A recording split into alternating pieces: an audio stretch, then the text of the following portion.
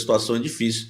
Eu queria até saber do PVC, que é o homem das contas. O pessoal gosta de comparar muito com o ano do rebaixamento, né? O torcedor ontem estava mandando mensagem para mim dizendo que no ano do rebaixamento, nesse período, o Corinthians tinha 33 pontos, né? Hoje tem bem menos, né, PVC? Tem 11 pontos a menos, exatamente isso. Quer ver? Olha só, vamos ver aqui. Corinthians 2, Santos 0. Não foi essa. Tô voltando lá na campanha de 2007.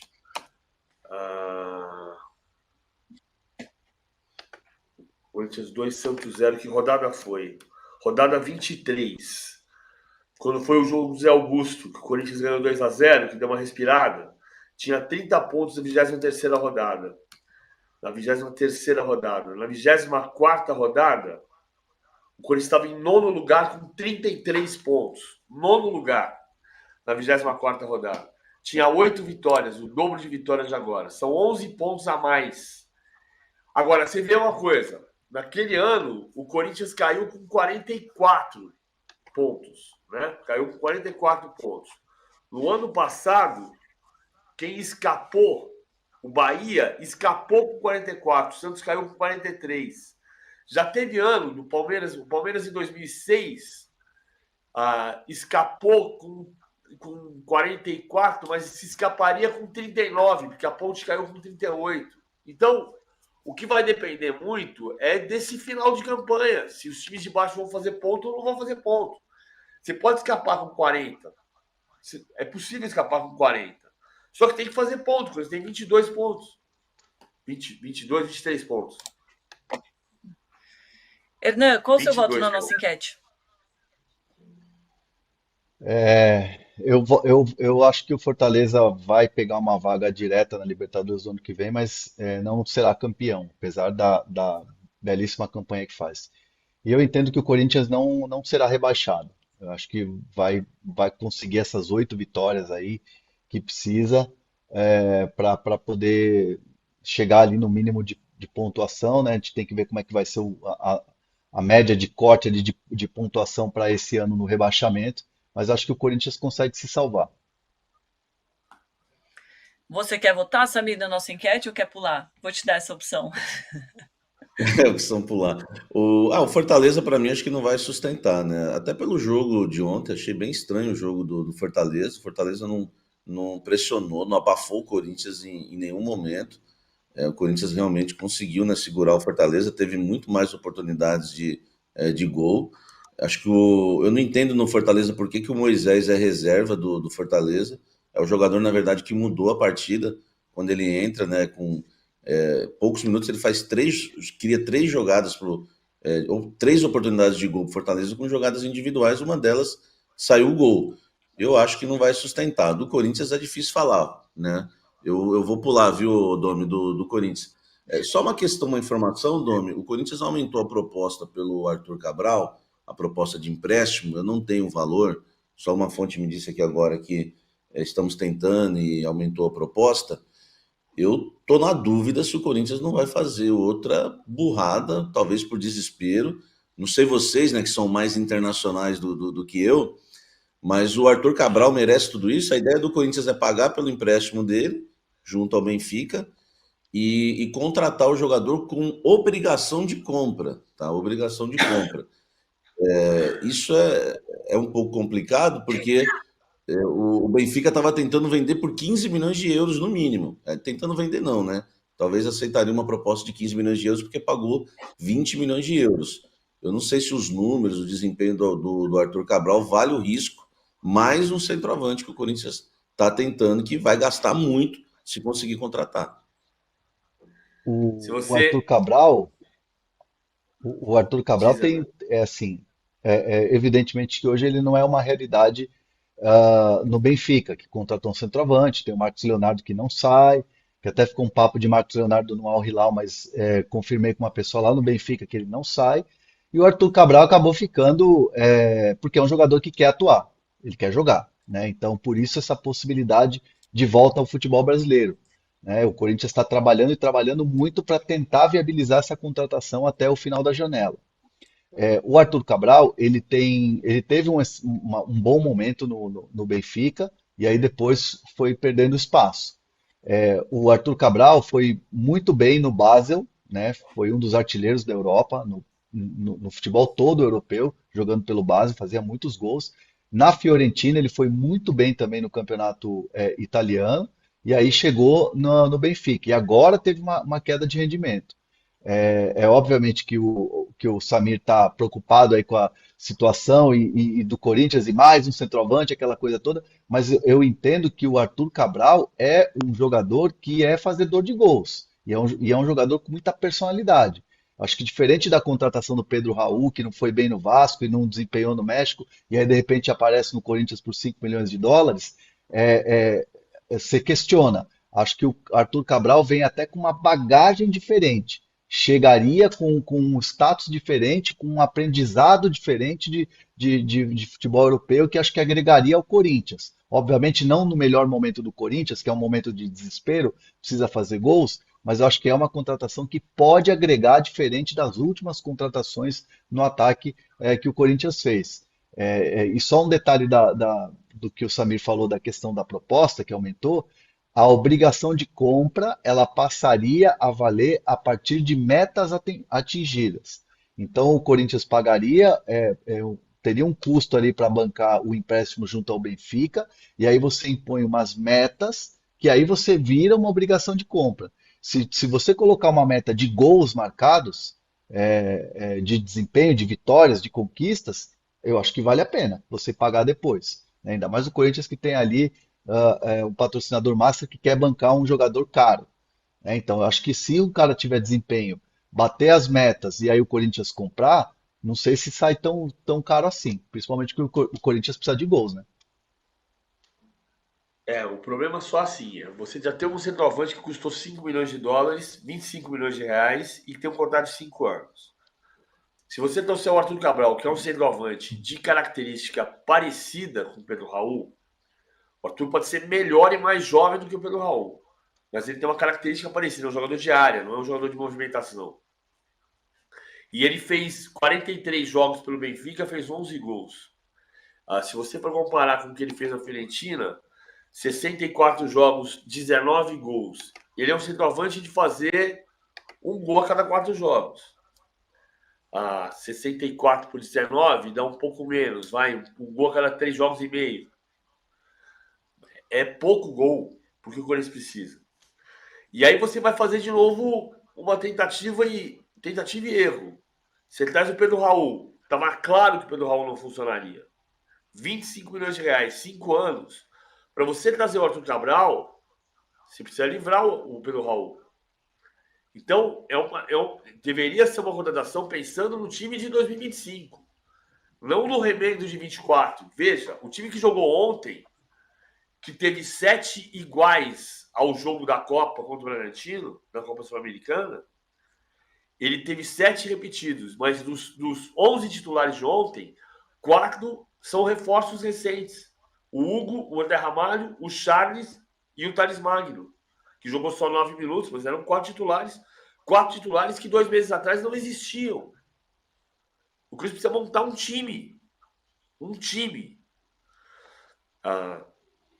Não está muito fácil a situação, não. Só um detalhe em relação à nota de corte. No ano passado, o Vasco, nessa rodada, era o 16º colocado com 26 pontos. Dessa vez, o 16º tem 24 pontos.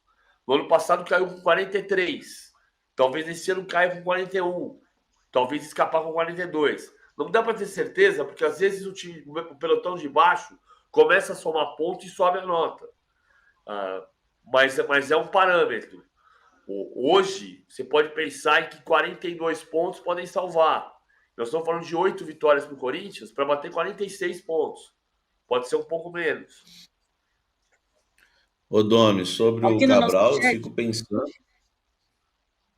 Hein, Domi, sobre o Cabral, eu fico pensando se ele deixaria Portugal mais uma vez rumo ao Brasil e descobriria o caminho dos gols, né, que o Corinthians precisa.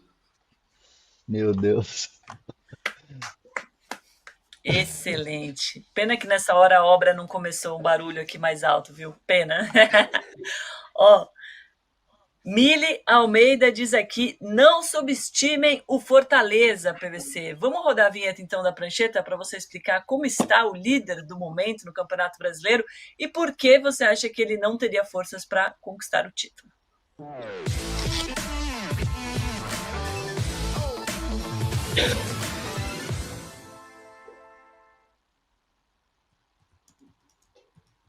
Não é que eu acho que não tem a força para conquistar o título. Ele pode ser campeão. Ele pode ser campeão. Mas não é meu principal palpite por uma questão de preconceito mesmo. Não é um pré-conceito. É um conceito levado pelo fato de que nenhum time do Nordeste liderou na 24ª rodada. É a primeira vez. Não, nenhum liderou na 30ª rodada. Agora, ele tem 4 pontos reais de vantagem. Potenciais. Porque o segundo colocado do Botafogo tem um ponto a menos e um jogo a mais. Então, por pontos perdidos, o Fortaleza tem 4 pontos a mais do que o Botafogo e do que o Flamengo. E 7 a mais do que o Palmeiras. Vamos lá.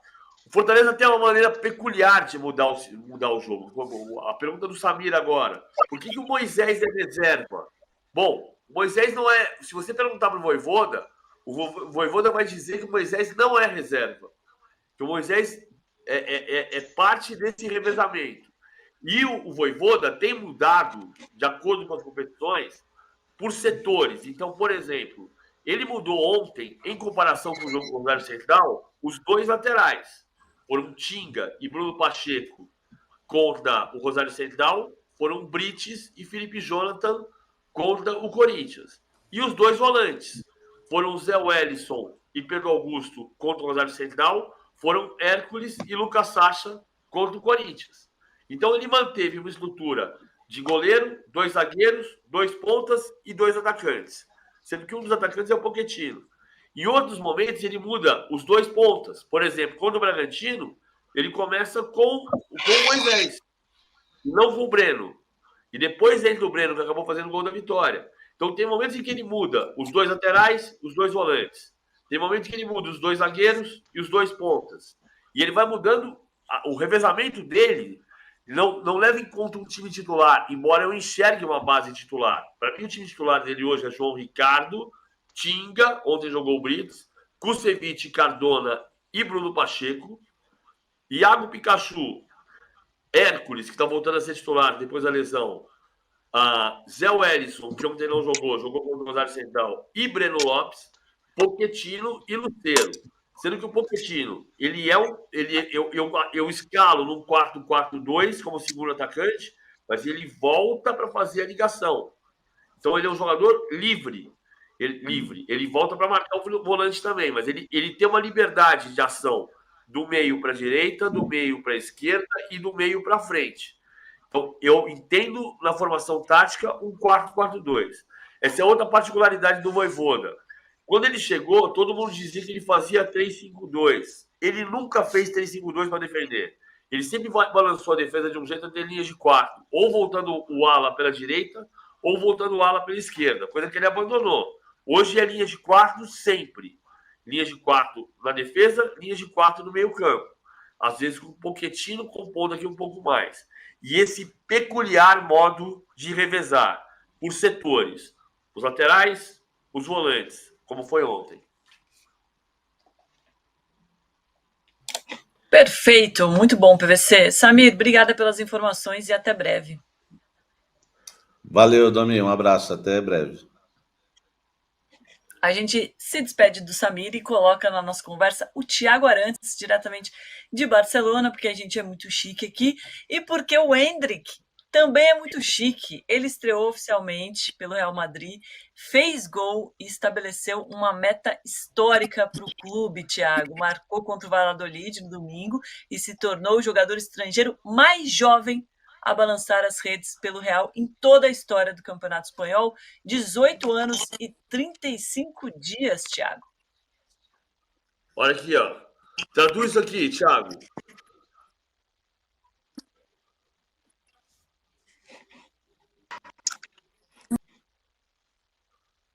Thiago tá travado, hein? Thiago travou. Eu vou traduzir, então.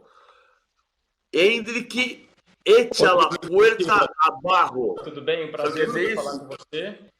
Você está me ouvindo bem, mas Agora sim. Os jornais de hoje, né, Estamos ouvindo, não. daqui da Espanha, os principais jornais esportivos, elas mostram. Ih, tá muito ruim, que pena, Thiago. Bom, enquanto a gente tenta restabelecer o contato, você consegue mostrar de novo o jornal, PVC? Vamos lá. Echa É la a primeira puerta parte. abajo. Echa la puerta abajo, que significa arromba a porta. Pé na Henrique, porta. Muito bom. Mas taxativamente na Espanha arromba a porta. Que na verdade tem muito a ver com o seguinte: ontem era a estreia, era o dia do Mbappé. Por que era o dia do Mbappé? Porque era a estreia do Mbappé em casa. Ontem foi o terceiro jogo do Mbappé, ele já tinha um gol, mas ele jogou contra a Atalanta a final da Supercopa e ele jogou contra o Mallorca em Palma de Mallorca. Então, ontem era o primeiro jogo do Mbappé no Bernabéu. A expectativa era pelo gol do Mbappé no Bernabéu. E o Henrique arrombou a porta. Arrombou a porta e o primeiro gol foi do Henrique, de pé direito. Muito bom. O Thiago ainda está com problema de internet, então eu vou aproveitar, André, né, que temos muitos superchats para você, começando com o Júnior Santos, que fala que tem algo sobre o Colombato no São Paulo? É um jogador que foi pescado ali acompanhado, melhor dizendo, né? Parece que pesca, né? Não é pesca, mas parece que eu estou falando aqui de pesca e pague. Mas é um jogador que foi, melhor dizendo, pinçado pelo departamento de análise de mercado e o São Paulo está observando como uma possibilidade para volante. Porém, até você abrir uma negociação, teria que ser muito mais rápido, teria que ser muito mais eficiente, no sentido assim, eficiência de tempo, para você poder finalizar essa contratação. Hoje, nos bastidores do São Paulo, a urgência é para a lateral esquerda, mesmo porque o Marcos Antônio jogou muita bola ontem, o Luiz Gustavo está gastando a bola e o Bobadilha está fazendo gols importantes, como fez contra o Nacional do Uruguai pela Libertadores. Então, hoje a urgência é a lateral esquerda. O Rafael Gomes mandou um superchat também falando sobre o São Paulo em dólar. Que chique. Obrigada, Rafael. Ele fala: como eu gostaria de um cara como Caleri ou Veguete no São Paulo, alguém que não tem medo do gol. Só isso que eu queria. Ah, não, acho que é do Corinthians. Foi mal. Do Chega do São Corinthians, Paulo, Hernan. é do Corinthians. Salvem o Corinthians, ele diz aqui. A Temos mais um adaptação do hino? superchat. Foi boa. Do Vinícius AD25V. Hernan, o Palmeiras pretende contratar ou renovar com o Lázaro? O Palmeiras pretende também já iniciar o planejamento para 2025 durante o resto do ano? A questão do Lázaro, o Abel tem gostado muito e o Abel tem trabalhado o Lázaro para ele se desenvolver e ganhar mais cancha, ganhar mais experiência. É um jogador que o Palmeiras avalia muito bem, só que ao exercer a opção de compra vai ser quando tiver no limite do fim do contrato. Então, eu entendo que ainda tem muito Brasileirão pela frente, ainda tem muito campeonato pela frente, e o Palmeiras, obviamente, vai já tocar esse planejamento da maneira que o Palmeiras sempre faz. Não é uma eliminação, não é fora da Libertadores, fora da Copa do Brasil, que vai fazer o Palmeiras mudar os planos. O Palmeiras vai seguir à risca aquilo que sempre faz, que todo ano faz, que é tocar a questão do planejamento, de elenco, de renovações, sempre quando estiver próximo do fim da temporada, para até ter uma análise um pouco mais criteriosa. E isso vale para o Lázaro. Ele vem sendo analisado, vem sendo observado, e obviamente a decisão de comprá-lo ou não vai acontecer mais próximo do fim do ano. Posso dar uma outra visão? Assim, eu acho que tem um processo que já está em curso. Este ano foi o ano do maior número de contratações desde que o Anderson Barros chegou. E eu acho sempre importante dar esse dado, não é para você dizer que o Anderson Barros é melhor do que o Alexandre Matos ou que o Alexandre Matos é melhor que o Anderson Barros. São situações diferentes, até porque o Alexandre Matos precisou asfaltar o terreno e o Anderson Barros pegou o terreno asfaltado. Mas O Alexandre contratou 79 jogadores em 5 temporadas e ganhou 3 títulos. O Anderson Barros está chegando ao final da sua 5ª temporada com 26 contratações e com 10 títulos. 79 para 3, 26 para 10. Esse dado é muito impressionante. Agora, este ano de 2024 é o ano de todos os 5 do Anderson Barros com o maior número de contratações, 8. Empata com 2022. 2022 tem um festival de erros também, né? Atuesta, Tabata, Merentiel, Jailson, Navarro, mas acertos como Lopes, como Murilo, principalmente, como Marcelo Lomba, que veio para ser reserva e virou reserva. Hoje, os 8 são o início do novo time. E isso está pagando um pouco o preço deste ano. Porque o Maurício chegou para ser o próximo titular, talvez de uma eventual saída do Veiga. O Rômulo chega para ser uma opção para lado do campo ou para dentro, assim como o Lázaro, para substituir Dudu, Rony, jogadores que estão chegando no limite, que não significa que vão ser descartados, mas tem um processo de mudança de time que já está em curso, que pode continuar no ano que vem, mas a ideia foi começar o processo de transformação desta equipe durante esta temporada. E isso paga um pouco de preço. Por exemplo, o time que jogou contra o Botafogo teve 4 titulares que não eram titulares na final do Paulista, 4 meses atrás. Entre eles, o Estevão. O Estevão estreou como titular, primeiro jogo como titular, 4 dias depois da conquista do Paulista. Isso está pagando preço também.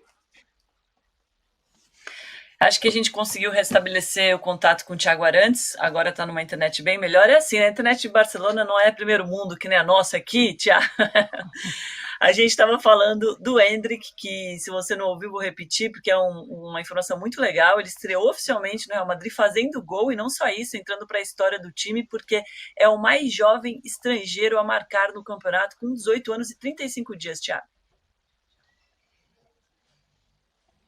É isso, Domitila. Espero que vocês estejam me ouvindo agora. Eu estou em outro lugar, não estou no meu lugar de sempre aqui, então a internet talvez não esteja funcionando muito bem. Vocês conseguem me ouvir bem por aí ou não? Perfeito. Sim, pode ir. Tá legal. Olha só. O PVC já tinha falado, né, da capa do Marca, que é essa aqui, ó. Endrick echa la puerta abajo, que é um Endrick mete o pé na porta, né, ou arromba a porta. Essa é a capa do AS, que é o Este Niño es um canhão, que é esse garoto é um canhão. Mostra muito do que foi essa repercussão, né, desse primeiro gol, desse primeiro jogo do Endrick por aqui. E falando um pouco, Domitila, na expectativa que existe na Espanha, né, por esse time do Real Madrid, a capa do Guia do Marca, que é um guia muito tradicional aqui, é essa, né? É o Mbappé falando da Liga dos Galácticos. Então, tem muito sentido quando a gente fala que estava todo mundo preparado para a festa do Mbappé, quando, de repente, quem foi o dono da festa aí com esse gol nos acréscimos foi o Endrick. Então, realmente é uma mudança de script, né? Se esperava que hoje a capa do Marca, do AS e dos outros jornais aqui fossem o Mbappé, e a capa de ambos é o Endrick. O Endrick vai ganhando espaço de uma forma bem abrupta, né? O Endrick, como diz a capa do Marca, ele vai metendo o pé na porta e subvertendo essa ordem natural das coisas do Real Madrid, pelo menos nesse início dele. Muito bom, Thiago. A internet é melhores, mas a gente conseguiu te escutar um pouquinho, então vou para você já se despedir e com uma pergunta. Mudou muito o posicionamento antes da chegada do Endrick, por aí? Você pode repetir, Domitila? Que veio cortada a sua pergunta aqui. Se o posicionamento da imprensa e dos torcedores por aí mudou muito antes da chegada dele para agora. Mudou porque ele era visto como um jogador que chegaria para ser um reserva, para ser usado de vez em quando, para ser aquele jogador que talvez demorasse 1 ano, 2 anos para ele amadurecer e estar pronto para ser um jogador titular do Real Madrid. Ele ainda não é um jogador titular, obviamente, do Real Madrid, mas esse jogo de ontem, ele mostrou que o Real Madrid pode contar com ele. Pode contar com o Endrick da mesma forma que em outros momentos o Real Madrid, e o As lembra muito bem isso hoje, o Real Madrid dos Galácticos, né, ele tinha o Sávio, por exemplo, que era um brasileiro jovem que estava no time, e que quando ele entrava ele ajudava muito o Real Madrid. Então o As faz essa comparação. Eu, pessoalmente, acho que o Endrick vai ser um jogador maior do que foi o Sávio, mas o Sávio é um jogador que ganhou 3 Ligas dos Campeões pelo Real Madrid, então ele também tem a sua história aqui. E hoje o As lembra disso, falando, olha, nos times dos Galácticos sempre tem aquele jogador que ninguém espera que seja tão importante, mas que ele aparece nas horas cruciais, né? Então o Endrick começa a ser visto como esse tipo de jogador, certamente mudou o tamanho dele aqui, ele que semana passada ele estava sendo alvo de brincadeiras aqui, né? O Bellingham chamou ele de Bob, né, no Instagram, fazendo uma brincadeira com a história do Bob Charlton, e a imprensa daqui estava entrando muito nessa, de fazer esse tipo de brincadeira com ele. Agora já viram que o Bob Charlton é um canhão, como diz a capa do As. Obrigada, Thiago. Muito obrigada e bom trabalho por aí. O PVC tinha muito meme também aqui, né, nas redes sociais brasileiras sobre o Endrick. Cadê essa galera que fez o meme agora? O Walter Vieira diz aqui que fez gol contra o Valladolid, mas fez gol, né? Tem gente que estreia contra o Valladolid e não faz gol. O Ronaldo fez o primeiro gol dele contra o Alavés. Era um domingo de eleição no Brasil, em 2002, 6 de outubro de 2002, 5-2 no Alavés. Foi no Alavés. E o Ronaldo usava a camisa 11, depois que ele foi vestir a 9. Assim, cara, você tem que fazer gol no adversário que apareceu. Era o Valladolid dessa vez. O Valladolid do Paulo Pesolano. E ainda do Ronaldo proprietário ainda, Ronaldo presidente, que subiu da segunda divisão para a primeira divisão. E a tabela do Valladolid é fácil. Ele empatou com o Espanhol o primeiro jogo, pegou o Real Madrid ontem e agora vai pegar o Barcelona. Tá fácil a vida do Pesolano. Tá fácil. Samuel Rodrigues mandou um superchat aqui pra gente. Obrigada, Samuel. Ele fala que durante a coletiva lá do Abel, ele percebeu a grosseria desnecessária, mas entendi como uma figura de linguagem que ele estava dando recado aos críticos. O machista eu só percebi aqui no programa. Acho exagero essa polêmica. Por isso que tem um programa, né, Samuel? Tem que justificar o nosso salário, mas é isso. A gente quer mostrar coisas que você às vezes não percebe ali na hora. E o machismo muitas vezes passa batido, né? Que bom que a gente está aqui para poder trazer luz para esse tema e conversar sobre isso. Vamos falar de uma matéria feita... Deixa eu abrir. Qual?